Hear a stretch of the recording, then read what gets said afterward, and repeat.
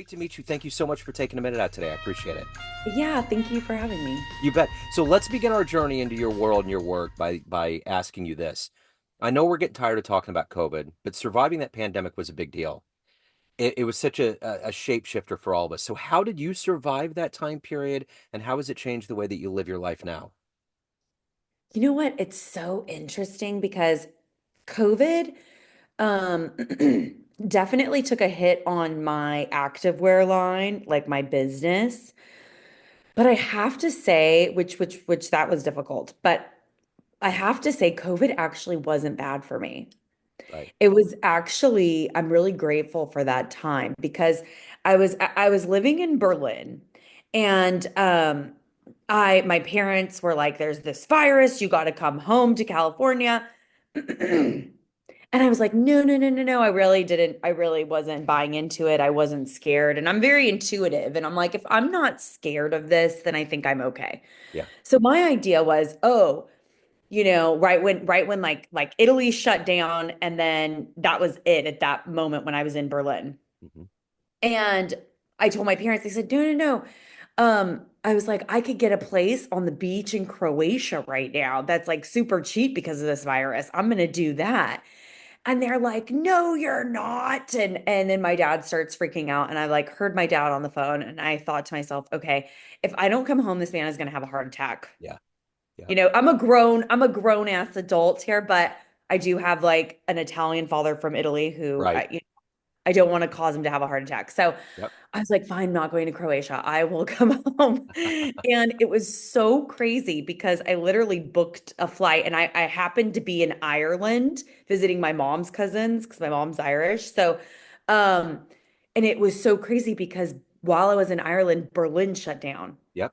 or Germany shut down, like the Yeah. border. So they Yep. closed the border, so flights weren't going out. So I was literally in the only country, it was the UK, England, and Ireland, where the border was still open. I Yep. could fly out. And then the day, so I arrived home, and the day after that, all flights stopped. So I Wow. literally got out of Europe, like, I mean, just barely. And then I was like, I'd been writing a book for 2 years, while I was abroad, a book that now is being published. But I was writing my book, and so when I came home, I hadn't been home for 2 years, and I really missed my parents, as Yeah. annoying and difficult as they are. I really miss them. And I was just really happy, kind of also not having to think, where am I going to travel next? Or, paying bills. And, it's like I got to be a kid again Yeah. for a little bit. And and then what was super crazy is about 2, 3 months into COVID, my dad was diagnosed with cancer. Wow. So I was like, oh my God, what a blessing that I'm home and living with them to help them. Yeah. So I got to spend and my dad passed away now like a year and a half ago. And I'm just like, I look back at that time and I think, wow, what a blessing that Yeah. I was there to spend that much time, wake up in the morning, have coffee together, go on a walk together, watch a show together. Like I had quality time that most adults wouldn't get with their parents anymore. So for me, COVID was a blessing, Yeah. like in a lot of ways. Yeah, no, it sounds like it. And I come from Italian lineage, so I know about the old men that with their hearts and they get all worked up. So yeah, you got to operate off of that. I get it. So let's get to the heart and soul of what you do for a living on a daily basis. I'm going to put you in front of a bunch of third graders at career day, and one of the kids in the back of the room is curious and says, "Hey, what do you do for a living?" How do you answer them? Well, so I'm an entrepreneur, influencer, and author. So, about 10 years ago, I started a yoga wear line inspired by healing crystals. And originally, actually, going even further back, I started a blog back when like blogging was a thing, and it was Yeah. called Confused Girl in the City because I was really confused at the time, and I was working through like a depression and trying to get myself out of it. And I just realized that my life had been organized to please everybody else, and I didn't even know who I was, which led me to like a dark depression.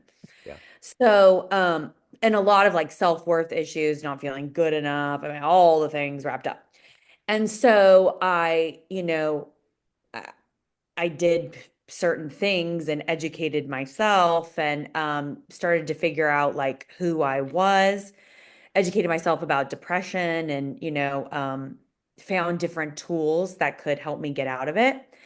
And once I got out of it, then that's when I started the yoga wear line. And this was before everybody was making yoga pants. This was like when Lululemon was very niche and no one really knew about it. So I made these yoga pants inspired by healing crystals. They're really funky and cool.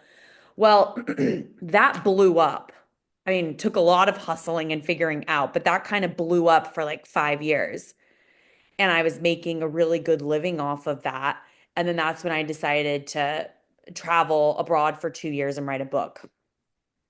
And my book is called Confused Girl, Find Your Peace in the Chaos. And basically, it's just kind of like about my journey, about not knowing oneself, how it's really, really, I think it's our duty in life to figure out who we are Yeah. and and work through our kind of like earlier childhood traumas and different things so that we can get to like the good part of life. And the sad thing is most of the time people don't work through that and they kind of live a miserable life. Even if you have money. Like we're Yeah. just kind of taught go get your money and you're good, Yeah. That's it. you know? And money is important. We all need money to live. But I think like if your whole existence is keeping up with the Joneses and money and you're gonna live a pretty miserable existence. Yeah. So, what were these foundational elements that were planted into you to grow into being an entrepreneur, an influencer, someone that's obviously very highly driven and has a thirst for travel? How did that happen? Honestly, I think it's being a daughter of an immigrant. Yeah. My dad was like an immigrant from Italy, and he wouldn't even talk about, I think, how poor they actually were. It was his friend after he passed who told me, he's like, Giovanna, some days we didn't eat, because it was like post World War II in Italy. And so when he came to this country, I mean, my dad was such a worker. I mean, he like owned restaurants.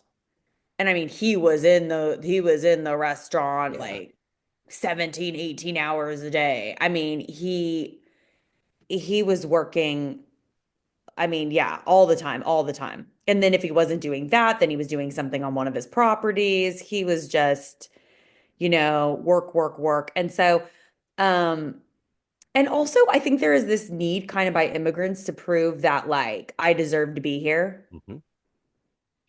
And I think they sacrificed so much by coming to this country because they had to let go of their culture and stuff. So they kind of ingrain in the kids too that you got to prove yourself, like you got to Yeah. do something here. Like I didn't give up, my culture and all this kind of stuff, like to come here for nothing. Like, so it puts it, I think, a pressure on Right. you It does. to to prove yourself. Yeah. So um, I have to say that was crippling. That was crippling, growing up for me. But I mean, I did graduate from University of Southern California. I did go on to work at like some of the highest levels in Hollywood. And then I became an influencer. But like, I think it has propelled me. It's kind of like a double-edged sword, Yep. Um, this proving that you're enough and deserve to be here. But I have to say, like, the more that I have learned to love myself, that kind of pressure has left, and now I'm just more about contributing and creating Yep.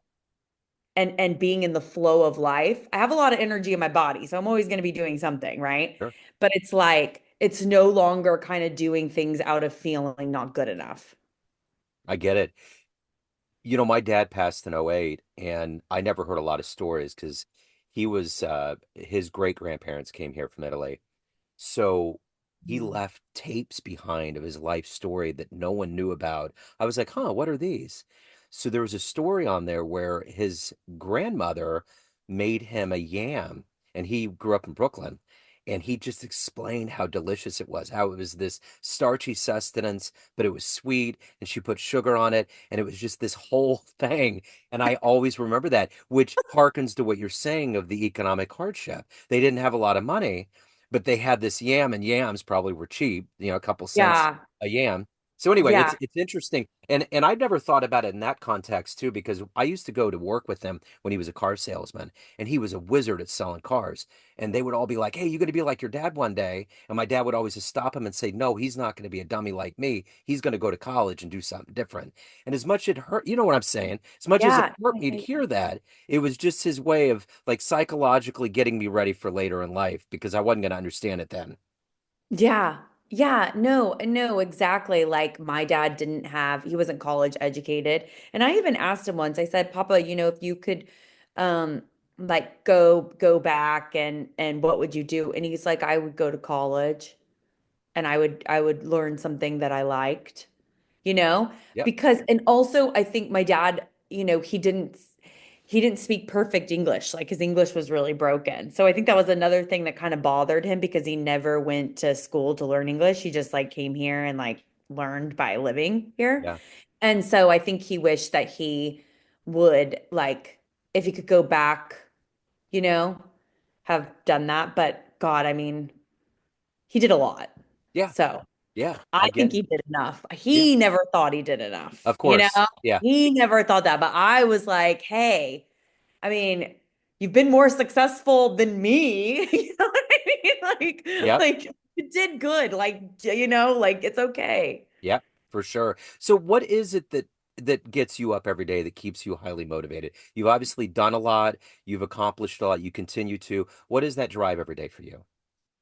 You know what? Every day now, it's honestly just I love life. Like before, it was you're not good enough. Yeah. And that's what drove me to like a deep depression where I actually contemplated suicide because I was like, if life is like this, I don't want to live it anymore. And and that's why I wrote my book too, because I'm like, people can actually really enjoy their life if they can get over, these things, if they have the tools and also know that they're not alone. Yeah. So, that's my whole book is about, find your peace in the chaos. And now that I've done that, I just wake up and I'm just like kind of like peaceful. Like I'm like, oh, make my cappuccino. Huh? I have two espresso machines, and I'm like, which one do I want to use today? Yeah. I got my oat milk, I make my coffee. I'm like, I just doing the podcast. I'm like, ooh, this will be fun, Yeah. something new for today. I'll go on a walk by the beach. I just have these things in my day that I really get a lot of joy out of. Like, I don't need to make $1 million today to get joy. Yeah. Yeah. I don't need someone to tell me how great I am today to get joy. Yeah. It's like I find the joy throughout my day. Yeah. So the thing about being in a family is that there's this long chasm of people that we've never met. And Uh, especially when you come from an immigrant lineage, there's all of these people and things. Who in the lineage of your family that you would have never been able to be alive because we just are here for a certain amount of time, would you love to run into and hang out with if you could get into a time machine? Who would that be? my grandmother actually on my mom's side because I knew my grandparents on my dad's side, like we'd go to Italy and like stay with them. So I knew them very well. But my mom's side, both of her parents passed before I was born. Hmm. So I would really like to meet her mother. She was like 100% Irish, grew up in San Francisco, and she became kind of like this socialite in San Francisco. And she was just really beautiful and dynamic. And she actually had a column in the San Francisco Chronicle. And her name was Barbara Murphy. And I just, I think I have a lot of her in me too. Like she was very bold and sometimes like lovable but abrupt with people, which Yeah. I can be like that. you disrespect me, I'm gonna tell you Uh-huh. off. Right. I get it. And so I think I would really have liked to have met her when she was like young and you know, Yeah. just kind of see her vibe. Yeah. So of all of these things that you've done and evolved into at this point, what are you the proudest of?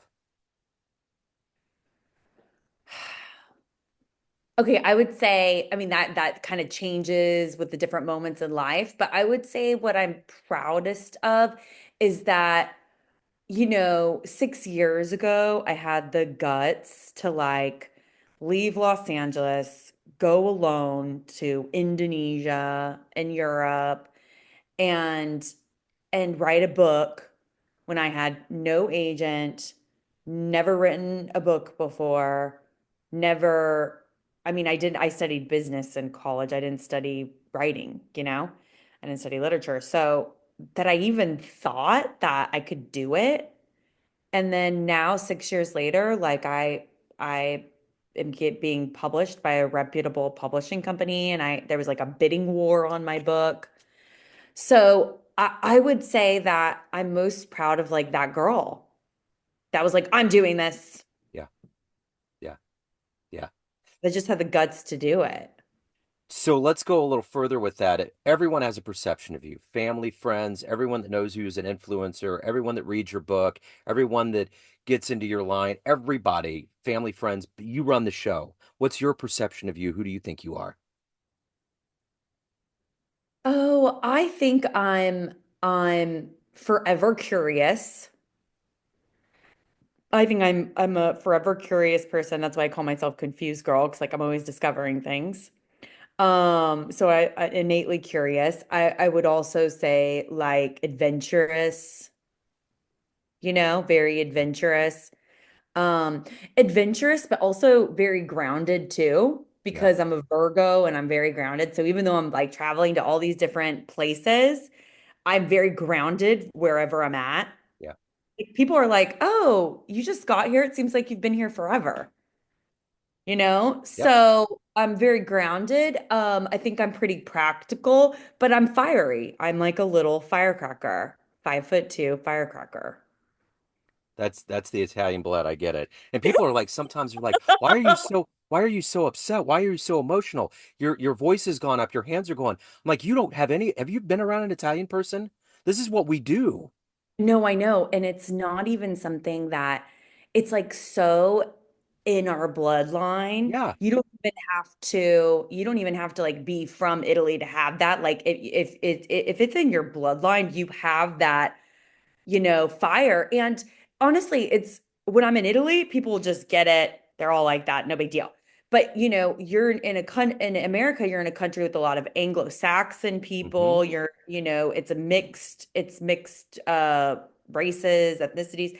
So it's like some people don't get it. They're Yeah. like, "Whoa, you're a lot." Right. And you're like, "But I'm not a lot for my people though." Uh-huh. Or So you have to remember that so you don't like hate yourself. or if you're up east, my aunt and uncle owned a pastry shop on Long Island, and I would just love to just sit back there and watch all them go after it. And they would just be talking about things. That was when the whole Joey Buttafuoco thing was going on. They're like, I saw that bastard watering his lawn and this, that, and the other, and they're all getting into it. It was comedy gold. It was like, Oh are you no.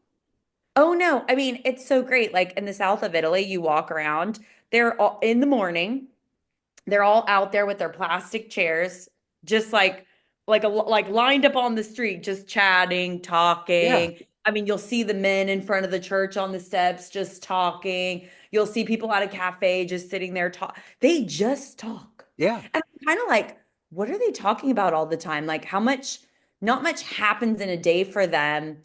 Like what are they really chatting about? But then they'll come out in the evening with their chairs again and just sit there.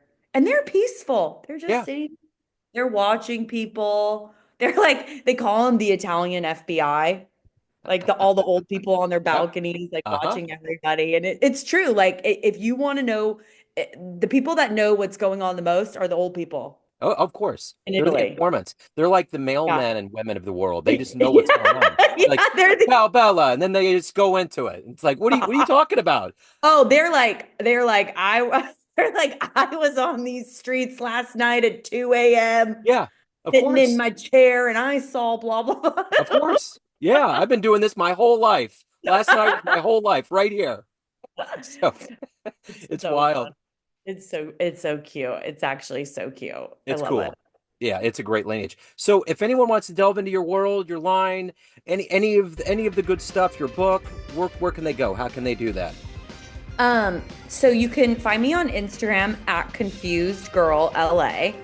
And also my website, confusedgirlinthecity.com. Okay. Excellent. This has been wonderful. Thank you. Thank you so much. Best of luck with everything. Keep doing the good work out there. Oh, thank you. No, really, thank you so much. This was Yeah, fun this morning. absolutely.